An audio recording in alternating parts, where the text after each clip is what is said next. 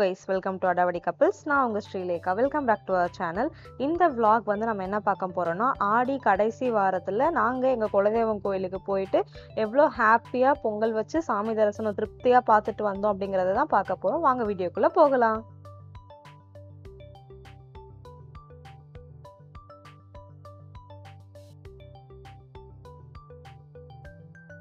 So நாங்கள் போக போகிற இடம் பார்த்தீங்கன்னா வந்துட்டு மணப்பாக்கம் அப்படிங்கிற ஒரு ஊரில் இருக்க கன்னியம்மன், சப்த கன்னியம்மன் கோவிலுக்கு தான் வந்து போக போகிறோம். அதுதான் அம்மாவுக்கு குலதெய்வம். இப்போது கல்யாணம் ஆகி வந்த பிறகு இதான் ஃபர்ஸ்ட் டைம் நான் போக போகிறேன். ஸோ இந்த வருஷம் வந்து நிஜமாவே ஸ்பெஷல் தான் சொல்லணும். என் ஹஸ்பண்ட் வந்து இதான் ஃபர்ஸ்ட் டைம் பார்க்க போகிறாங்க. இதுக்கு முன்னாடி வந்துட்டு நான் வந்து கோவிலுக்கு போயிருந்தாலும் இல்லை அவங்க எங்கேயாவது போனாலுமே வந்துட்டு லிட்ரலி வந்து மொபைல் கம்யூனிகேஷன்லேயே தான் இருப்போம்.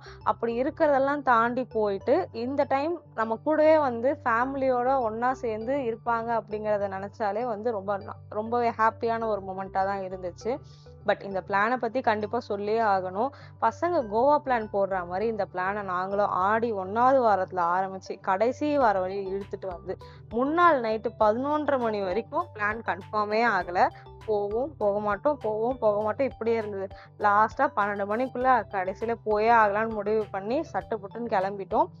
இங்கேருந்து நாங்கள்லாம் தனித்தனியாக வந்தோம். நாங்கள் தனியாக வந்துட்டோம். அம்மா, பெரியம்மா ஃபேமிலி எல்லாருமே வந்து ஜாயின் பண்ணிக்கிட்டாங்க எங்களோடவே வந்துட்டு. அம்மா எங்களுக்காக பிரேக்ஃபாஸ்ட் பண்ணி கொண்டு வந்தாங்க. நாங்கள் மொத்தமாக கவர் பண்ண ஸ்பாட் வந்து பார்த்தீங்கன்னா ஒரு 4 கோவில் போயிருந்தோம். யூஸ்வலி போகிற இடங்கள் தான். ஒன்றொன்னா என்னங்கிறது இப்போ நான் சொல்கிறேன். ஃபர்ஸ்ட் நாங்கள் பார்க்க போன இடம் தான் வந்து இரண்யம்மன் கோவில்.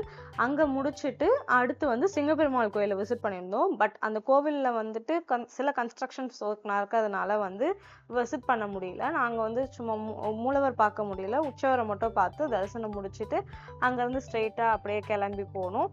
அடுத்து நாங்கள் போனது வந்துட்டு ஒரு விநாயகர் கோவில். அங்கேயே சாமி நல்லா நிம்மதியாக பார்த்து முடிச்சுட்டு அடுத்து அங்கேயே நாங்கள் பிரேக்ஃபாஸ்ட்டும் முடிச்சிட்டோம். ஸோ இந்த மாதிரி ரவுண்டாக உட்காந்து ஃபேமிலியாக சாப்பிட்றது எவ்வளோ ஒரு சுகம் தான் இல்லையா? இப்போ யார் அந்த மாதிரி சாப்பிட்றாங்க? அதெல்லாம் கிடையவே கிடையாது.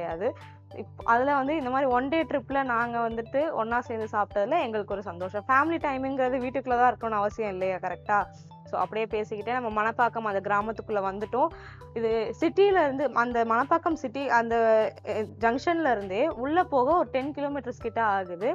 உள்ள ஸ்ட்ரைட்டாக போனோம்னா வழி ஃபுல்லாக நிறைய கோவில், மலைகள் அவ்வளோ அழகாக இருந்தது விஷுவலைஸ் பண்ணவே. ஸோ அட்லாஸ்ட் நம்ம கோவிலை ரீச் பண்ணிட்டோம். ஃபுல்லாக கடத்தெரு தான் பாருங்க. அப்படி உள்ளே போனோடனே ஒரு வைபுக்கு வந்த மாதிரி ஆயிடுச்சு. எங்கே பார்த்தாலும் ஒரே கடத்தெரு தான்.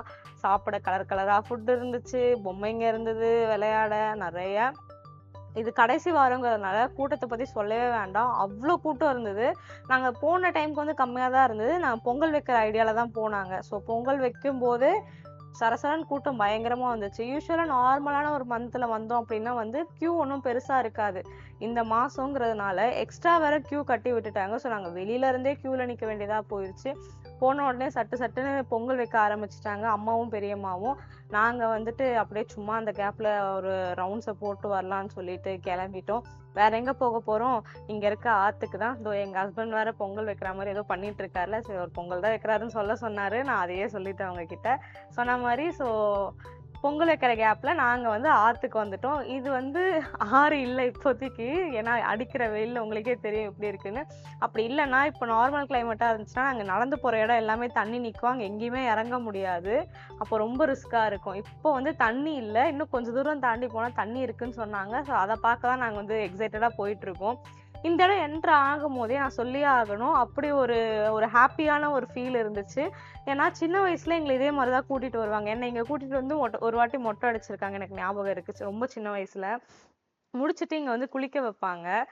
அந்த ஆறு ஓடுற தண்ணியில் இருக்கிற போது வந்து ரொம்ப ஒரு மாதிரி டிஃப்ரெண்ட்டான ஃபீலிங்காக இருக்கும். இங்கே போகும்போது அதெல்லாம் நானும் என் அக்காவும் பேசிட்டு போயிட்டே இருந்தோம். ரொம்ப ரொம்ப நாஸ்டாலஜிக் மூமெண்ட்டாக இருந்துச்சு எங்களுக்கு. இப்போ வந்து இந்த மாதிரி பைப் செட்டப் போட்டுட்டாங்க. ஸ்டில் வந்து அது அண்டர் கிரவுண்ட்லேருந்து வர தண்ணி தான்.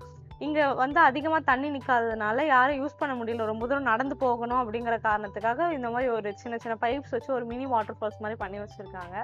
ஸோ நாங்கள் அப்படியே பொடி நடையாக பழைய கதைகள்லாம் பேசிக்கிட்டு என் ஹஸ்பண்டுக்கு மெயினாக இது எல்லாத்தையும் நான் எக்ஸ்பிளைன் பண்ணிட்டு போகும்போது வந்துட்டு அவ்வளோ ஒரு ஹாப்பினஸ் சொல்லவே வேணாம். உள்ளுக்குள்ளே வேறு எதை பற்றியுமே திங்க் பண்ண வரல. அந்த ஒன் டே ஃபேமிலியோட அவ்வளோ மிங்கிளான டைமாக தான் சொல்ல முடியும். ஆஃப்டர் ஸோ மெனி மந்த்ஸ் இப்படி ஒரு ஜாலியான ட்ரிப் போகிறது எங்களுக்கு ரொம்ப ரொம்ப சந்தோஷமாக இருந்துச்சு.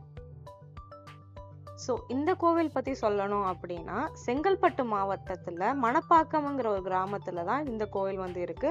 இது வந்து 18ஆம் நூற்றாண்டுல இருந்தே வந்து இந்த கோவில் வந்து காணப்படுது. இதோட சிறப்பு திருவிழா அப்படின்னு பார்த்தா, இந்த ஆடி மாசத்துல கூழ்வார்த்தல்ன்றது மட்டும்தான்.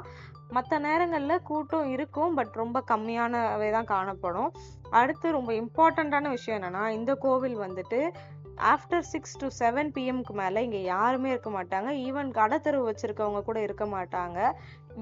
இது எதனால அப்படின்னு பார்த்தோம்னா வந்துட்டு, அம்மன் வந்து 6 மணிக்கு மேல வந்து இங்க காவல் காக்கறதுக்காக உலா வர்றதாவும் சொல்லப்படுது. இது வந்து ஒரு ஐதீகம் தான்.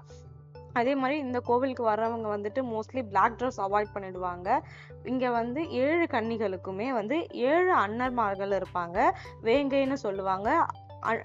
சப்த கன்னியுமே வந்துட்டு உருவமா இருக்க மாட்டாங்க. ஒரு சுயம்பின் உருவமா ஒரு கல்லு மாதிரி தான் இருப்பாங்க 7 பேருமே. இப்போ கோவில் கட்டுமான வேலைகளுக்காக வந்து சில சேஞ்சஸ் பண்ணி வச்சிருக்காங்க.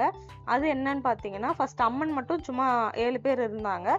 இப்போ வந்து அவங்கள சுத்தி ஒரு பெரிய 5 தலை பாம்பு வந்து கவர் ஆன மாதிரி வந்து கொண்டு வந்திருக்காங்க. இங்க சூப்பரா வந்து தரிசனத்தை முடிச்சுட்டு அடுத்து நாங்க போன இடம் தான் வந்து திருவடிசூலம். இது வந்து செங்கல்பட்டுல இருந்து ஒரு 5 கிலோமீட்டர் டிஸ்டன்ஸ் தான்.